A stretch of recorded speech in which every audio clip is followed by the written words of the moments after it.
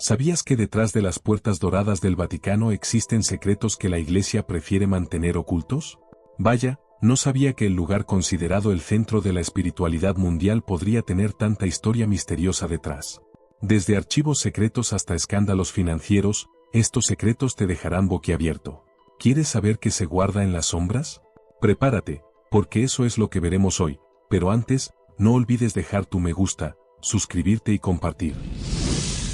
Poco conocido y, al mismo tiempo, increíblemente fascinante, el Tribunal Secreto del Vaticano, formalmente llamado la Penitenciaría Apostólica, actúa como una instancia máxima para pecados que incluso dejan a los religiosos más experimentados con miedo.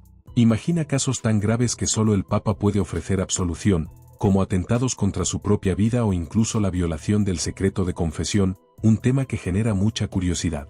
Este tribunal no se limita a lo común, y su existencia prueba que siempre hay misterios más profundos dentro del mundo religioso. El funcionamiento de este tribunal es un misterio para muchos, pero cumple un papel crucial dentro de la Iglesia Católica. Casos históricos muestran cómo interviene en momentos clave, involucrando pecados de naturaleza extremadamente grave. Los archivos secretos del Vaticano son, sin duda, uno de los lugares más misteriosos del mundo. Esta gigantesca colección, que ahora ha sido renombrada como Archivos Apostólicos del Vaticano, alberga siglos de documentos y secretos que despiertan la imaginación. La impresionante extensión de kilómetros de estanterías y el acceso restringido solo a un selecto grupo de investigadores son detalles que dejan a cualquiera intrigado. Vaya, no sabía que el propio nombre secreto hacía que mucha gente creyera en teorías increíbles, como documentos sobre vida extraterrestre. Y hablando de teorías, ¿sabías que muchos rumores giran en torno a estos archivos? Desde registros sobre eventos históricos hasta información controvertida que podría cambiar el curso de la historia, las posibilidades son increíbles. Algunos creen que existen cartas de figuras famosas, como Napoleón, o incluso manuscritos relacionados con teorías científicas reprimidas. Es muy curioso pensar en todo lo que puede estar escondido allí, ¿verdad? ¿Serán las historias que circulan solo teorías o hay algo más oscuro guardado en esas estanterías? El acceso limitado, por supuesto, también genera más especulación. Es increíblemente raro que un papa renuncie a su puesto. Durante siglos, esta idea parecía casi imposible, pero la historia nos muestra que ha ocurrido algunas veces. Uno de los casos más curiosos fue el del Papa Gregorio XII, que abdicó en el siglo XV para resolver un cisma en la Iglesia. Vaya, no sabía que una decisión como esta podría evitar una guerra interna. Sin embargo, el evento más reciente e impactante fue la renuncia del Papa Benedicto XVI, algo que dejó al mundo católico boquiabierto. La renuncia de Benedicto XVI, en 2013, estuvo rodeada de teorías y preguntas. Oficialmente, él alegó problemas de salud, pero hay quienes dicen que presiones internas o incluso escándalos podrían haber influido en su decisión. ¿No es curioso pensar que un hombre con tanta autoridad podría encontrarse en una situación tan delicada? El Vaticano, conocido por sus misterios, ciertamente alimenta estas especulaciones. ¿Será miedo de enfrentar algo más grande o solo el peso de la edad? Esta duda sigue flotando en el aire hasta hoy. Aunque hay pocas jubilaciones papales registradas, siempre dejan una marca en la historia de la Iglesia. La imagen de un papa emérito, algo raro de ver, nos hace reflexionar sobre el poder y la fragilidad humana. Y más aún, ¿qué sucede entre bastidores cuando se toma una decisión como esta? Puede parecer increíble, pero la Ciudad del Vaticano ostenta una de las mayores tasas de consumo de vino per cápita del mundo. Para una región tan pequeña, eso es, como mínimo, muy curioso.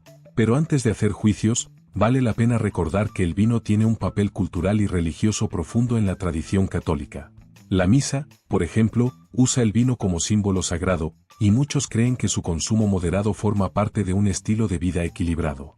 Vaya, ¿quién diría que los fieles también pueden brindar? Además del aspecto litúrgico, hay razones prácticas para el alto consumo. El Vaticano, con una población concentrada de clérigos y residentes, posee tradiciones que fomentan el uso del vino en momentos religiosos y sociales. Una cena en el Vaticano puede ser más refinada de lo que imaginamos, con vinos finos acompañando la comida. Incluso podemos imaginar a los cardenales discutiendo teología con una copa en la mano. Pero, ¿no será que el consumo excesivo puede sobrepasar los límites en algunos casos? La historia de Joseph Ratzinger, el Papa Benedicto XVI, está marcada por momentos impresionantes y, a veces, muy controvertidos. Durante la Segunda Guerra Mundial, fue reclutado en la juventud hitleriana, algo obligatorio para los jóvenes de su edad en la Alemania nazi. Vaya, no sabía que incluso futuros líderes religiosos tuvieron que enfrentar este tipo de imposiciones. Aunque desertó y se distanció de las ideologías nazistas, estas conexiones todavía despiertan discusiones intensas y a menudo polémicas. Los críticos señalan que su asociación con el régimen, aunque involuntaria, dejó marcas en su trayectoria. Por otro lado, hay quienes defienden que Benedicto XVI siempre fue contrario al nazismo, con acciones que muestran su fe y su oposición al régimen. Uno de los casos más impactantes e increíblemente tristes de la historia involucra a los llamados huérfanos de Duplessis, en Canadá. Durante las décadas de 1940 y 1950, miles de niños fueron falsamente etiquetados como enfermos mentales para que los orfanatos religiosos recibieran subsidios gubernamentales. Vaya, no sabía que algo así había sucedido en instituciones vinculadas a la Iglesia. Estos niños fueron sometidos a condiciones horribles, con tratamientos abusivos que causan miedo solo de imaginar. Los detalles de esta historia son perturbadores. Muchos de estos huérfanos fueron obligados a vivir en instalaciones psiquiátricas, a pesar de no tener ningún problema mental. Es muy curioso cómo la búsqueda de beneficios financieros llevó a un nivel tan oscuro de negligencia y explotación. La lucha por justicia de estos sobrevivientes continúa hasta hoy, con relatos conmovedores que dejan a cualquiera reflexivo. ¿Deberían tener tanto poder estas instituciones sin una supervisión adecuada? Este escándalo también plantea preguntas sobre el papel de la Iglesia en la protección de los más vulnerables. Es increíble pensar que, hasta hace poco, la idea de un sacerdote con hijos era casi inimaginable. Sin embargo, la realidad siempre se impone, y la Iglesia tuvo que lidiar con esta situación de manera más transparente. Recientemente, se crearon directrices específicas para sacerdotes que tienen hijos, reconociendo que, incluso en el clero, la vida puede tomar caminos inesperados. Vaya, no sabía que hasta estas cuestiones se discutían en el Vaticano. En países como Irlanda, estas orientaciones ganaron relevancia, mostrando que la Iglesia está aprendiendo a lidiar con su propia humanidad. Estas directrices, muy curiosas por cierto, se centran en garantizar el bienestar de los niños, animando a los sacerdotes a asumir sus responsabilidades como padres. Imagínate el desafío de equilibrar la vida espiritual con la crianza de un hijo. No todos los papas fueron santos ejemplares.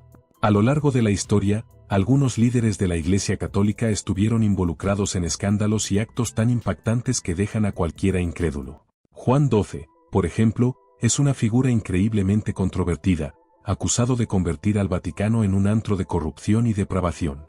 Vaya, ¿quién diría que un papa podría tener un historial tan sombrío? Otros, como Alejandro V, se hicieron conocidos por manipulaciones políticas e incluso alianzas con criminales. Da miedo pensar en lo que estos líderes fueron capaces de hacer para mantener el poder.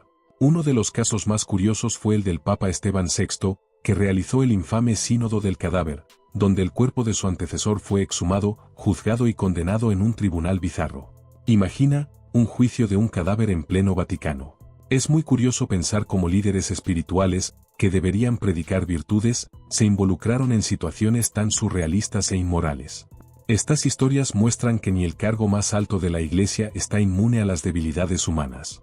Estas narrativas añaden un toque de misterio a la historia de la Iglesia y plantean preguntas sobre el poder y su capacidad de corromper. Pero, ¿serán estas figuras sombrías solo excepciones o representan algo más profundo en el sistema de la época? Entre leyendas y verdades, siempre hay algo nuevo por descubrir, como la fascinante historia de la supuesta mujer papa, Juana, que muchos creen que lideró la Iglesia disfrazada. La historia de la supuesta mujer papa, conocida como Papa Juana, es tan fascinante como misteriosa. La leyenda cuenta que, disfrazada de hombre, ella ascendió al trono papal en el siglo IX, engañando a todos con su inteligencia y liderazgo. El punto culminante de la narrativa ocurre cuando su embarazo fue revelado en público, supuestamente durante una procesión. ¡Qué historia tan increíble y llena de giros! Aunque muchos historiadores la rechazan como ficción, no se puede negar que esta leyenda despierta la curiosidad incluso de los más escépticos. Es muy curioso cómo una historia tan controvertida persiste a lo largo de los siglos. Algunos dicen que su existencia fue deliberadamente borrada de los registros oficiales, lo que solo aumenta el fascinio en torno al caso.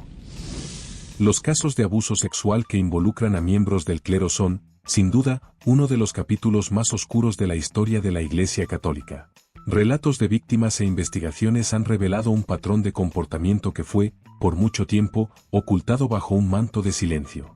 Es aterrador pensar en el impacto que estas acciones tuvieron en la vida de tantas personas. Vaya, ¿cómo es posible que algo así haya ocurrido dentro de una institución que predica el amor y el cuidado? La respuesta de la Iglesia, aunque tardía, intentó remediar la situación, pero la cicatriz permanece. Lo más curioso y repugnante es cómo los casos fueron tratados a lo largo de los años.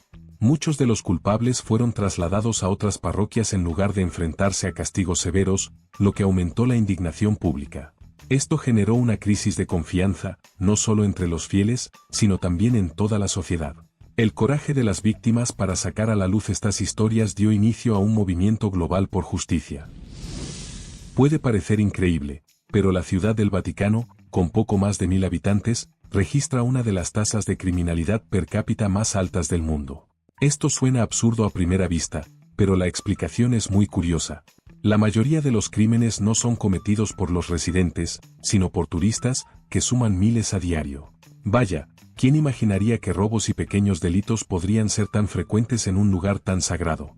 El constante movimiento de visitantes convierte al Vaticano en un destino atractivo para carteristas y otros oportunistas. Los datos son alarmantes. Se estima que los turistas son responsables de casi el 90% de los delitos registrados. Es irónico pensar que, mientras los fieles vienen en busca de bendiciones, otros vienen a cometer crímenes. Da miedo imaginar la escena de alguien rezando en la Basílica de San Pedro mientras le roban la cartera. Estos casos, por muy comunes que sean, reflejan la realidad de lugares extremadamente concurridos, donde las multitudes pueden ser tanto una bendición como una maldición. El Banco del Vaticano, oficialmente conocido como el Instituto para las Obras de Religión, ha sido escenario de escándalos tan sorprendentes que dejan cualquier película de misterio en el olvido. Acusaciones de corrupción, lavado de dinero e incluso conexiones con la mafia han rodeado a la institución durante décadas. Vaya, ¿quién diría que una entidad creada para gestionar los recursos de la Iglesia tendría tantas historias oscuras? Uno de los casos más famosos involucra la misteriosa muerte de Roberto Calvi, el banquero de Dios, encontrado ahorcado en Londres bajo circunstancias increíblemente sospechosas. Estos escándalos bancarios revelan cómo incluso la Ciudad Santa no está inmune a las tentaciones del poder y el dinero. Es muy curioso pensar que, mientras muchos ven al Vaticano como un símbolo de moralidad, hay sombras en su administración financiera. Las investigaciones señalan prácticas financieras ilícitas y desvío de fondos que desafían cualquier concepto de ética. ¿Será posible que el dinero sagrado destinado a las obras de caridad haya financiado esquemas ilegales? Da miedo imaginar el impacto de esto en la fe de millones. A pesar de los esfuerzos por limpiar la imagen del banco, las polémicas siguen surgiendo, como un recordatorio constante de que el poder corrompe incluso los ambientes más improbables. Sin embargo, esta no es la única conexión oscura del Vaticano con eventos históricos controvertidos. También hay relatos sobre cómo la Iglesia habría ayudado en la fuga de oficiales nazis después de la Segunda Guerra Mundial, otro misterio que desafía nuestra comprensión. Después del fin de la Segunda Guerra Mundial, la Iglesia Católica fue acusada de haber facilitado la fuga de oficiales nazis a través de rutas secretas. Estos caminos, conocidos como ratlines, fueron utilizados para transportar figuras como Adolf Eichmann y Joseph Mengele a países de América del Sur. Es increíble pensar que miembros del clero habrían participado en este esquema, ocultando criminales de guerra bajo la justificación de ayudar a refugiados. La Cruz Roja y la Comisión de Refugiados del Vaticano también fueron mencionadas en documentos que sugieren el uso de estas organizaciones para proporcionar identidades falsas. Es curioso cómo este supuesto involucramiento de la Iglesia provoca una mezcla de indignación y perplejidad. ¿Por qué alguien ayudaría a individuos responsables de atrocidades tan terribles? La justificación, según algunos, era proteger a los perseguidos por el régimen soviético, pero el precio de esto fue albergar a hombres que esparcieron el miedo por donde pasaron. Este episodio mancha la historia de la Iglesia, planteando preguntas sobre moralidad y prioridades institucionales. También nos hace reflexionar sobre cómo las instituciones poderosas pueden ser utilizadas para fines opuestos a sus valores originales. Y, si hablamos de momentos oscuros, el papel de la Iglesia durante el genocidio de Ruanda es otro tema que trae a la luz más preguntas sobre responsabilidad y ética en tiempos de crisis. El papel de la Iglesia Católica en el genocidio de Ruanda es uno de los capítulos más perturbadores de su historia reciente. Durante los 100 días de masacre en 1994, muchos miembros del clero fueron acusados de complicidad, ofreciendo refugio solo para luego entregar a los refugiados a los asesinos. Es estremecedor pensar que lugares sagrados, que deberían ser sinónimo de seguridad, se convirtieron en escenarios de horrores indescriptibles. Esta participación, directa o indirecta, sigue provocando debates acalorados sobre la responsabilidad de la Iglesia en tiempos de crisis. Uno de los casos más curiosos involucra a sacerdotes y monjas que fueron juzgados por tribunales internacionales debido al apoyo activo a los masacres. Los relatos incluyen líderes religiosos incitando la violencia o colaborando con grupos armados. Esto es tan impactante que es difícil de creer, ¿verdad? Al mismo tiempo, es un recordatorio doloroso de cómo el miedo y el poder pueden corromper incluso los ambientes más sagrados. Aún así, hay historias de clérigos que arriesgaron sus vidas para proteger a los inocentes, mostrando que la humanidad también florece en las situaciones más oscuras. Esta tragedia no solo afectó la reputación de la Iglesia, sino que también dejó cicatrices profundas en las comunidades afectadas. ¿Será que una institución tan antigua puede aprender y cambiar ante errores tan graves? Esta reflexión nos lleva a considerar otras prácticas enigmáticas del Vaticano, como el renacimiento de una tradición que también provoca miedo y fascinación: el exorcismo y el ejército de exorcistas de la Iglesia. El exorcismo, una práctica que parece salida de películas de terror, está lejos de ser solo un mito. El Vaticano mantiene una verdadera legión de exorcistas, con la Asociación Internacional de Exorcistas liderando la modernización de esta práctica antigua. No sabía que se tomaba tan en serio. En los últimos años, ha habido un aumento significativo en los relatos de posesiones, lo que ha llevado a la Iglesia a intensificar los entrenamientos y a destacar más sacerdotes para esta misión, que, seamos honestos, da miedo solo de pensarlo. Es curioso cómo esta práctica mezcla tradición y modernidad. Los exorcismos siguen rituales antiguos, pero ahora cuentan con orientaciones más claras e incluso cursos específicos para preparar a los exorcistas. La batalla entre el bien y el mal, según la Iglesia, no es solo simbólica, creen que enfrentan fuerzas reales. Imaginen el impacto psicológico que estos casos pueden causar a los involucrados, desde los sacerdotes hasta las familias que buscan ayuda. Y, entre nosotros, ¿no provoca esto más dudas que certezas? El renacimiento de esta práctica ha traído debates intensos sobre fe, ciencia y espiritualidad. ¿Por qué tantas personas creen que están poseídas? ¿Será que esto refleja un problema espiritual o psicológico? Lo cierto es que, mientras el exorcismo divide opiniones, sigue siendo una tradición viva dentro de la Iglesia. Antes de irte, no olvides suscribirte y dejar tu like. Te veo en el siguiente vídeo que está en tu pantalla.